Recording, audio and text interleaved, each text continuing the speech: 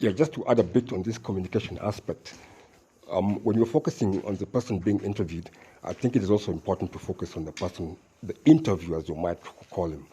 And I think if you have a technical interviewer, like in the case of the first gentleman there, uh, the first gentleman there, you're likely also to get a perspective of the direction you want to go if you are the one being interviewed. So it's very important as key that even the person who is interviewing has the skills to lead you into the right area and perspective so that your answers come out more clearly. So focus is not just on the person being interviewed, but I think also the interviewer, as you might say. So another theme that I found interesting for this, still the same interview there of this gentleman on the technical aspects of the enterprise browsers was the aspect of, that's what I've said, the interviewer leading a question and then the interviewee giving the right answer. In this case, it was about the fact that what is the benefit, synergies, as you might say, between the two companies. Because Palo Alto, of which this gentleman is the next executive, acquired Talon. So the gentleman asked what really were the emerging advantages or benefits, as you might say again, in the two companies after that acquisition. And I think the answer was very well put, as you will see in that video. Another theme running in the second interview there was the aspect of whether the United States risks losing its place in the cryptocurrency market to other nations like Singapore, Dubai, and like the gentleman said there, other financial markets, including also London, as he mentioned.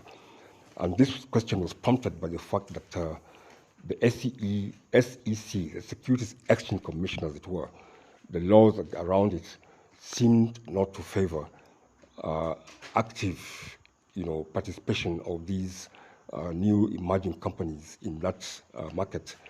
The regulation somehow is too stiff. Like in this case, there was mention of Bitcoin being allowed to enter ETF, to become an ETF. And then I think as this company also tried to get the same, but was denied, and the case is still on, I think. So the question here really was about the U.S. player playing in the market or losing in the market if these SEC regulations were not changed. And the gentleman, of course, answered that for his own company, 70% of the hirees in this year or in this period being analyzed were actually foreigners. But he says again that U.S. has a lot of employees within its own system in the sector. But for his company, over the last year, they hired 70% of those who were hired were actually foreigners. So that emphasizes the aspect of this interplay, international interplay of the cryptocurrency market. But that's not the gist. It's about the communication, the interviews, and of course, what I've just mentioned.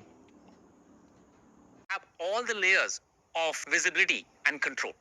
From a management perspective, integrating Talon with Palo Alto, I'm sure provides a variety of benefits, both from a security standpoint and from a user experience perspective.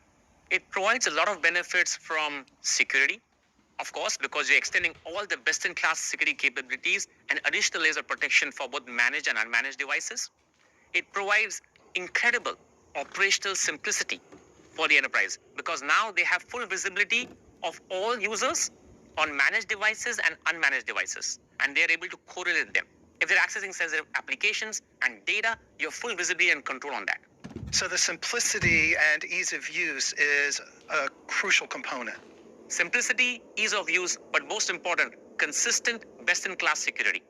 Anand, what's the best way for organizations to embark on this journey with enterprise browsers and securing unmanaged devices.